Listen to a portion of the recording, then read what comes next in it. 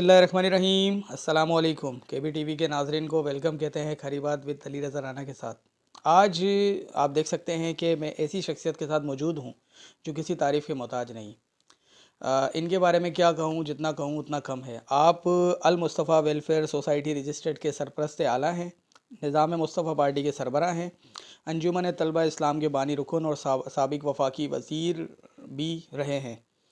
اسی طرح المصطفیٰ medical centre کے سربراہ ہیں آپ۔ اسی طرح جو ہے خاتون جنرل شیلٹر ہوم جو کہ آپ کے زیر سایہ جو ہے وہاں پر بے سارا خواتین رہتی ہیں اور ان کا باقاعدگی سے خیال رکھا جاتا ہے۔ پھر اسی طرح بچوں کا بھی شیلٹر ہوم آپ کے زیر سایہ جو ہے وہ چل رہا ہے، جہاں پر بچوں کو فری تعلیم اور ان کو رہائش اور کھانا جو ہے پرووائڈ کیا جاتا ہے۔ اس کے ساتھ ہی پاکستان میں سیاسی، سماجی اور دینی خدمات کے لحاظ سے اپنا ایک منفرد اور جداگانہ مقام رکھتے ہیں جناب محترم قابل احترام حاجی محمد حنیف طیب صاحب۔ السلام علیکم۔ وعلیکم السلام ورحمۃ اللہ وبرکاتہ۔ اللہ خوش رکھے آپ کو۔ آج میرے ناظرین جاننا چاہتے ہیں کہ حاجی حنیف طیب صاحب اتنی بڑی شخصیت جنہوں نے ہمارے بانی قائد اعظم محمد علی جناح رحمۃ اللہ علیہ، جن کی باقیات یادگار جو کہ یوں کہیں کہ وہ ایک اسٹور روم میں موجود تھیں، انہیں جو ہے ایک مقام سے اٹھا کر ایک ایسے سیف مقام پر پہنچایا جہاں قوم جاتی ہے، فاتحہ بھی پڑھتی ہے اور ان کی باقیات کو جو ہے وہ دیکھتی بھی ہے۔ پھر اسی طرح آپ کا میڈیکل سینٹر وہ بھی بہت زبردست کام کر رہا ہے، پھر آپ کے شیلٹر ہومز وہ بھی زبردست کام کر رہے ہیں، خراج تحسین ہے۔ ہماری قوم جاننا چاہتی ہے کہ حاجی حنیف طیب صاحب کا تعلق کہاں سے ہے، انہوں نے کیا تعلیم حاصل کی، ان کے ماں باپ کون تھے، تو آج ہمیں بتائیے۔ بسم اللہ الرحمن الرحیم۔ الصلاۃ والسلام علیک یا سیدی یا رسول اللہ۔ میں تو ایک عاجز بندہ ہوں، ہمیں اللہ اور اس کے رسول کا حکم ہے کہ عاجزی اور انکساری اختیار کرو۔ ہاں البتہ مجھ سے اگر کام کچھ اللہ نے لے لیے تو یہ اللہ کا کرم ہے، نبی کریم صلی اللہ علیہ وسلم کا صدقہ ہے، میرے ماں باپ کی تربیت ہے، میرے مرشد کریم علامہ سید احمد سعید شاہ صاحب کاظمی، جن کو سارے علماء بیک وقت متفقہ طور پر اس دور کا غزالی قرار دیتے ہیں، ان کا فیضان ہے اور انجمن طلبہ اسلام کی تربیت ہے۔ اس مختصر ابتدائی گفتگو کے بعد جو دوسری بات عرض کرنی ہے کہ ہمارے والدین کا تعلق انڈیا کے علاقے کاٹھیا واڑ سے تھا جو جوناگڑھ میں شامل ہوتا ہے۔ میری ولادت سے کچھ دن پہلے تک میری والدہ مدینہ منورہ میں تھیں اور پھر بذریعہ شپ جدہ سے جوناگڑھ کے ویراول پورٹ پہ آئیں۔ وہاں سے ان کو سیدھا ہاسپٹل لے جایا گیا اور ہاسپٹل میں میری ولادت ہوئی، اور اس وجہ سے لوگوں نے کہنا شروع کر دیا کہ حاجی صاحب آ گئے، مدنی صاحب آ گئے۔ لیکن ہمارے بزرگوں نے کہا کہ اس طرح مدنی صاحب کے نام کے بعد پھر آدمی کبھی نازیبا جملہ استعمال کر لیتا ہے، تو پھر نام جو ہے وہ مدنی صاحب کا اتنا استعمال نہیں ہوا، بس یہ کہ مجھے پھر محمد حنیف طیب کہا گیا۔ عرب روایات کے مطابق ہمارے والد کا نام ضرور ساتھ لکھا جاتا ہے، اس لیے محمد حنیف حاجی طیب کے نام سے پکارا جانے لگا، اور اب عموماً لوگ طیب صاحب کہتے ہیں۔ تو یہ تو ہو گیا بیک گراؤنڈ۔ دوسرا بیک گراؤنڈ یہ کہ ہمارے والد صاحب اور ہمارے والد کے اور عزیز رشتہ دار سب، نانا جان بھی، دادا جان بھی، سب بنیادی طور پر کاروباری لوگ تھے۔ تو انڈیا کے مختلف علاقوں میں وہ کاروبار کرتے تھے، اور کاروبار کے دوران جب ہمارے نانا حاجی عبدالغنی اور ان کے بھائی حاجی عبدالکریم انہیں مدینہ منورہ جانے کا اتفاق ہوا، تو وہاں پیٹرول اور سونا دونوں دریافت نہیں ہوا تھا سعودی عرب میں، تو وہاں غربت تھی، اور اس غربت کے پیش نظر یتیم بچے بھی بے سہارا تھے۔ تو دونوں بھائیوں نے ڈیسائیڈ کیا کہ ہم مسجد نبوی کے بالکل سامنے، یعنی باب مجیدی کے بالکل سامنے نکلیں گے تو الٹے ہاتھ کی پہلی بلڈنگ انہوں نے جگہ خرید کر یتیم خانہ بنایا، اور ہمارے ذہن میں سوشل ورک کی بات ہمارے نانا کے حمل سے، نانا کے تذکرے سے، یتیم خانے کے تذکرے سے ہوتی رہی. یہ تو تھوڑا سا فیملی بیک گراؤنڈ ہے. اس کے بعد اور آگے بڑھیں تو تعلیم کراچی میں شروع کی. ایک میٹھا در میں رہتا تھا تو غنی ماسٹر کا ایک چھوٹا سا اسکول تھا، کچھ کلاسیں وہاں پڑھیں.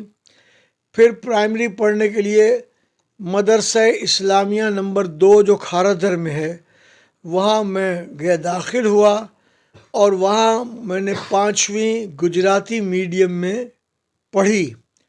بہت سارے اس وقت مہمان، بہت سارے کاٹھیا واڑی نہ گجراتی لکھ سکتے ہیں، نہ گجراتی پڑھ سکتے ہیں، نہ گجراتی بول سکتے ہیں. لیکن الحمدللہ میں گجراتی لکھ بھی لیتا ہوں، بول بھی لیتا ہوں، پڑھ بھی لیتا ہوں. وہاں سے جب 5ویں پاس کی تو والد صاحب رحمۃ اللہ تعالی یعنی حاجی طیب صاحب کو کسی نے مشورہ دیا کہ اس بیٹے کو آپ انگلش میڈیم میں پڑھائیں. تو انہوں نے انگلش میڈیم میں مجھے داخل کیا. تو اس سے میں 3 کلاس نیچے آ گیا.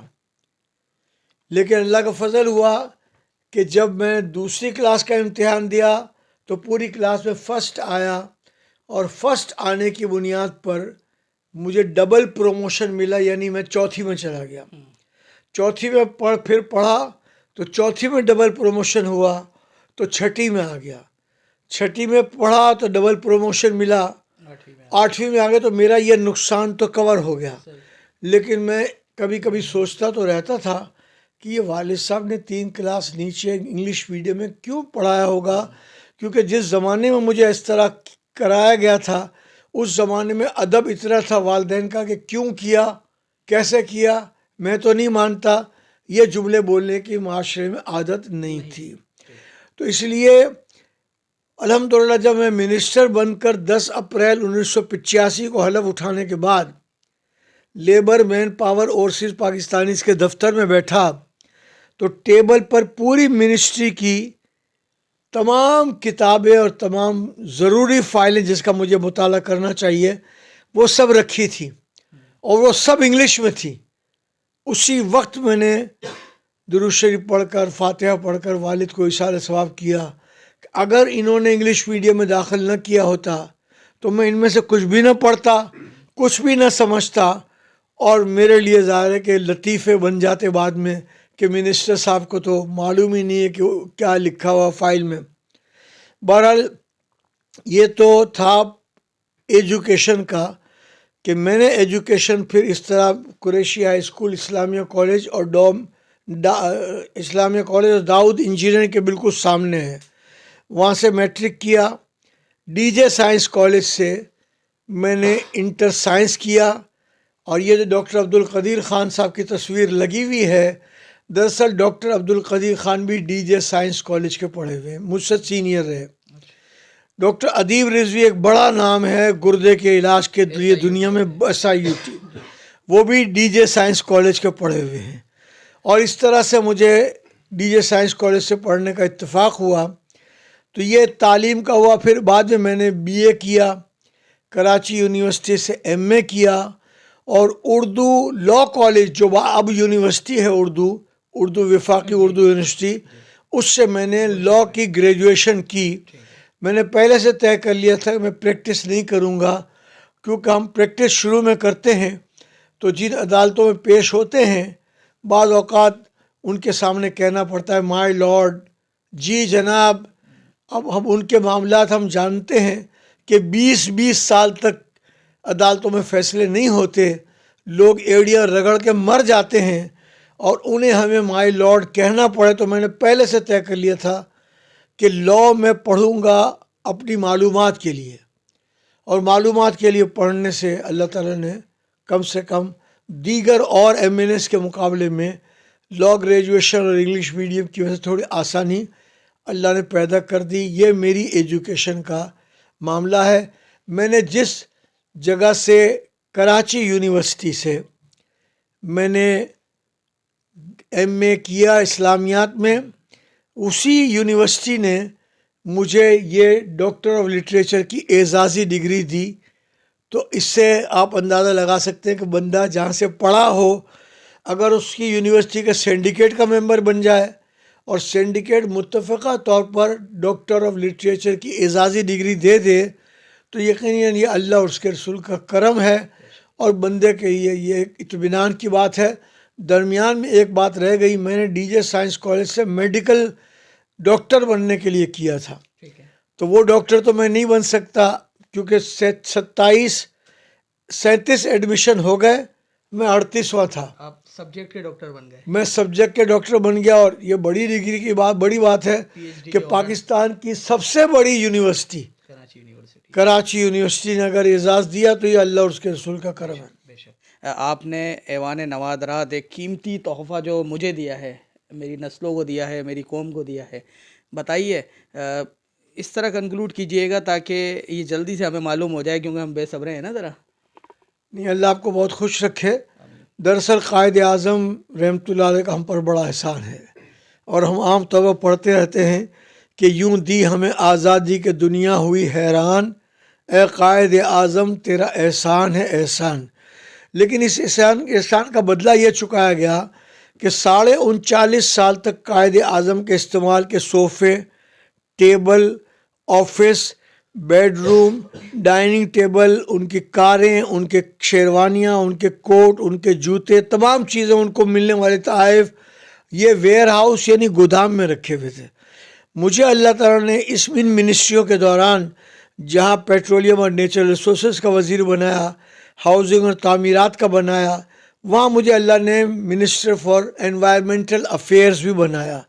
اس انوائرمنٹل افیئرز منسٹر کے تحت یہ قائد اعظم کا مزار، اس کے ماتحت تو میں چیئرمین بن گیا۔ مجھے وہاں کے اسٹاف نے بتایا کہ بڑی قیمتی نوادرات پڑی ہوئی ہیں اور یہ کوئی میوزیم بنا نہیں رہے ہیں، تو میں نے اجلاس بلایا اور میں نے کہا یہ اجلاس پہ ایجنڈے پر آپ بات کریں، آخری ٹاپک میں اپنی اجازت، چونکہ چیئر کو اجازت ہوتی ہے کہ اپنی صدر سے پوچھ کے کوئی اور ٹاپک بات کرے۔ میں نے سب پوچھا کہ یہ بتائیے کہ قائد اعظم کے نوادرات کہاں رکھے ہیں، تو ان کا ہم نے بہت سنبھال کے ویئر ہاؤس میں رکھے۔ میں نے کہا ویئر ہاؤس میں چند چوہے گھس گئے، کچھ دیمک گھس گئی تو سب ستیہ ناش ہو جائے گا۔ اور میں نے کہا رکھے 39 سال 6 مہینے کیوں؟ بڑا ایک کسی وقت طے ہوا تھا کہ جاپان سے کوئی ماہر آئے گا اور وہ سیٹ کرے گا، تو میں نے کہا کہ جاپان سے ماہر آئے گا، اس کا مطلب پاکستان میں ایک بندہ میوزیم بنانے والا نہیں ہے۔ میں ایوان سے پوچھتا ہوں، 15 20 21 22 گریڈ کے سارے افسران تھے۔ میں نے کہا آپ میں سے یہ بتائیے کوئی ہے جو میوزیم بنا سکے؟ تو ڈائریکٹر جنرل میوزیم، تمام پاکستان کے میوزیم کے ڈائریکٹر جنرل نے ہاتھ اٹھایا، سر میں بات کر سکتا ہوں؟ میں نے کہا فرمائیے۔ انہوں نے کہا میں ڈی جی آرکائیوز ہوں، کسی جاپانی ماہر کی ضرورت نہیں ہے، میں بنانے کا چیلنج لیتا ہوں۔ ان کو چیلنج یہ دیا گیا کہ آپ 25 مارچ 1987 کو یہ میوزیم تیار کر لیں، میں اس سے پہلے تیار کر لیں، میں افتتاح کرنا چاہتا ہوں۔ مجھے پتا تھا پاکستان کے ہر کام میں تھوڑی سی دیر ہوتی ہے، تو آپ جا کر دیکھیں گے، آپ گئے بھی ہیں کہ 23 مارچ 88 کو میں نے اس کا افتتاح کیا۔ اب لاکھوں لوگ سال میں، اور اب تک کروڑوں لوگ آ کر کے دیکھ چکے ہیں۔ میرے لیے خوشی کا دن ہوتا ہے جب میں یاد کرتا ہوں کہ اللہ تو نے مجھ پہ کتنا بڑا احسان کیا کہ اس عظیم قائد کی تمام اشیاء کو محفوظ کرنے کا مجھ کو تو نے سعادت بخشی ہے۔ بے شک قائد اعظم محمد علی جناح جنہوں نے ہمارے لیے ملک، یہ سایہ دان، یہ چھت ہمیں بنا کر دی، تو ان سے محبت اور اعلیٰ عقیدت قابل تحسین ہے۔ اب حاجی صاحب سے تھوڑا سا جانتے ہیں کہ حاجی صاحب یہ المصطفیٰ میڈیکل سینٹر، پھر یہ آپ کے شیلٹر ہومز اور دیگر چیزیں کس طرح ان مصروف، کیونکہ فون زیادہ چلتا ہے حاجی صاحب کا، مجھے بھی رابطہ کرنا ہوتا ہے تو میں فون کرتا ہوں، حاجی صاحب یہ نہیں کہتے کہ نہیں جی یہ یوں نہیں ہے، کہتے ہیں ایسا کر لو۔ اچھا اب بات یہ ہے کہ کس طرح ٹائم نکالتے ہیں ان سب کے لیے، کس طرح وزٹ کرتے ہیں، کس طرح سب کو وقت دیتے ہیں، حاجی صاحب مختصر یہ بھی بتائیے گا۔ بات دراصل یہ ہے کہ انگلش کا ایک بڑا مشہور مقولہ ہے، ویئر دیر از اے ول دیر از اے وے، جہاں مستحکم ارادہ ہو وہاں راستہ خود بخود بنتا ہے۔ جب یہ طے ہو گیا کہ پبلک بہت پریشان ہے، افسران سے ان کو جواب ملتا نہیں ہے، وزراء سے ان کی ملاقات ہوتی نہیں ہے، اور اسی طرح سے وہ مارے مارے پھرتے ہیں، پھر کہیں کہیں نوٹ بھی چلتے ہیں. تو اس لیے میں نے ارادہ کیا کہ جب میرے اتنی وزارتیں ملی اور اتنے تعلقات بنے، تو اب اگر میں لوگوں کو فون کر کے ان کے کام نمٹا دوں تو اس نے مجھے ہمت دی ہے. اور اس ایج میں بھی اوسطاً 12 گھنٹے 1-2 پروگرام میں جانا، لیٹ کر بیٹھ کر لوگوں کو جواب دینا، میں اس کو اپنے لیے سعادت سمجھتا ہوں. اور حضرت علی رضی اللہ تعالیٰ عنہ کا قول ہے کہ اگر کسی کی ضروریات اللہ نے آپ سے وابستہ کر دی ہیں تو ان کو خالی ہاتھ واپس نہ لوٹاؤ، ان کی بات سنو، ان کی مدد کرو. اور حضرت حسنین کریمین کا یہ فرمان ہے کہ اگر کسی کی ضروریات اللہ نے آپ سے وابستہ کر دیں تو یہ آپ پر اللہ کا بہت بڑا احسان ہے. تو اس لیے میں تھک بھی جاتا ہوں، بیمار بھی رہتا ہوں، شوگر کا پرانا مریض ہوں، لیکن ممکنہ حد تک میں لوگوں کو اس کا جواب دیتا بھی ہوں اور اس جواب دینے کی وہ اپنے لیے سعادت سمجھتا ہوں. دیکھیں میرا تعلق حیدرآباد سے آپ جانتے جی ہیں، ماشاء اللہ. اور آپ آتے جاتے بھی ہیں. کچھ بہت میرے آتا حیدرآباد جاتا والوں کے لیے رہا. کہہ دیں، کچھ میرے لیے کہہ دیں، کچھ میری ٹیم کے لیے کہہ دیں محبت میں. اس کے بعد پھر ہم چلیں گے اپنے ساتھی. اور آپ نے ایک لقب بھی دیا، ماشاءاللہ بڑی خوشی کی بات ہے. شاعر وقت. جزاک اللہ. جی ماشاءاللہ مجھے جن شہروں سے بہت زیادہ پیار ہے نا، تو کراچی نے تو مجھے 3 مرتبہ ایم این اے بنایا، کونسلر بنایا، تو مجھے پیار ہے. پھر قائد اعظم کا مزار اور باغ قائد اعظم آپ کے گھر کے جس کو میرے گھر کے نزدیک ہے، اور باغ قائد اعظم کو بھی جنیجو صاحب کو یہاں بلوا کے بنانے کا سہرا بھی اللہ نے دیا. اس کے بعد باقی شہروں میں ایک میرا بہت زیادہ نسبت کا تعلق ملتان سے ہے. میرے پیر طریقت حضرت الغزالی دوران علامہ کاظمی صاحب ملتان کے تھے، ویسے امروہہ کے تھے لیکن پاکستان آنے کے بعد ملتان کے تھے، اور ملتان میں ان کا مدرسہ بھی ہے، مزار بھی ہے. اور اس کے بعد مجھے جن لوگ شہروں سے پیار ہے ان میں حیدرآباد بھی ہے. میں انجمن طلبہ اسلام کے قیام کے لیے 1968 میں آیا، اور میں بلا تکلف کہہ سکتا ہوں کہ اب چند سالوں سے تو موومنٹ کم ہے، لیکن ہزارہا مرتبہ میں حیدرآباد آیا ہوں. وہاں کے لوگوں سے مجھے پیار ہے، وہاں کے لوگوں نے ہمیں عزت دی. وہاں کے لوگوں نے مولانا سید محمد علی رضوی صاحب کو ایم این اے بنایا، سید احد یوسف صاحب کو بھی الیکٹ کیا، اور دوسرے لوگ ہیں. تو انجمن شہدان رسول کے جلسوں میں بھی میں آتا رہا. حاجی گلشن الہی کے بلانے پر میں سخی عبدالوہاب شاہ جیلانی کے مزار شریف میں بھی آتا رہا. اور میں چونکہ آل پاکستان میمن فیڈریشن کا 4 ٹینیور 8 سال صدر رہا ہوں، تو وہاں میمن فیڈریشن کی شاخیں ہیں، میمن ہاسپٹل ہے، میمن کا بہت بڑا ایک رہائش کا سینٹر ہے، میمن سوسائٹی. تو آتا جاتا رہا ہوں. تو حیدرآباد کے لوگوں کو میں سلام کہتا ہوں، اور ان کی نبی سے محبت کو بھی میں خراج تحسین پیش کرتا ہوں. آمین ثم آمین. سید ابرار علی میرے سیدھے ہاتھ پر موجود ہیں، اور میرے ساتھ بالکل جو ہے حاجی حنیف طیب صاحب ہیں. سید صاحب آپ کیسے ہیں؟ ٹھیک ہیں؟ آپ کیا کہنا چاہیں گے؟ آج ہم حاجی حنیف طیب صاحب کے ساتھ موجود ہیں، اور آج ہم ان سے پوچھنے آئے ہیں، حاجی صاحب ہمیں بتائیے، آپ کے بچے جو ہے جاننا چاہتے ہیں کہ آپ کہاں سے جو ہے بلونگ کرتے ہیں، آپ نے کس طرح اسٹرگل کی ہے. جی السلام علیکم. بسم اللہ الرحمن الرحیم. وعلیکم السلام. محترم رانا صاحب، سب سے پہلے آپ کا مشکور ہوں کہ آپ نے مجھے آج اس ہستی کے روبرو بٹھایا جو پاکستان، بلکہ میں کہوں تو بے جا نہ ہوگا کہ دنیا کی وہ ہستی ہیں جنہوں نے اپنے آپ کو لوگوں کی خدمت کے لیے وقف کر رکھا ہے، اور آج بھی اتنی عمر گزرنے کے بعد اسی مقام پر کھڑے نظر آتے ہیں جہاں وہ پہلے دن کھڑے تھے. کچھ اشعار کہے حاجی صاحب کے لیے. حاجی صاحب کی عاجزی انکساری کی تو پوری دنیا قائل ہے.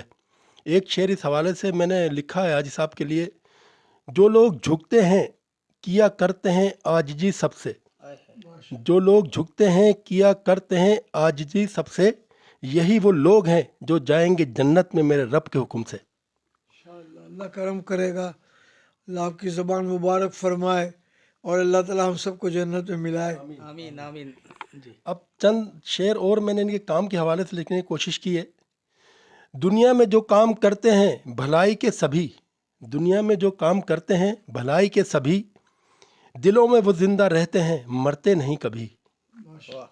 ایسے لوگ جہاں میں ہوتے نہیں سبھی، ایسے لوگ جہاں میں ہوتے نہیں سبھی، ایسے لوگوں میں حاجی حنیف طیب صاحب موجود ہیں ابھی۔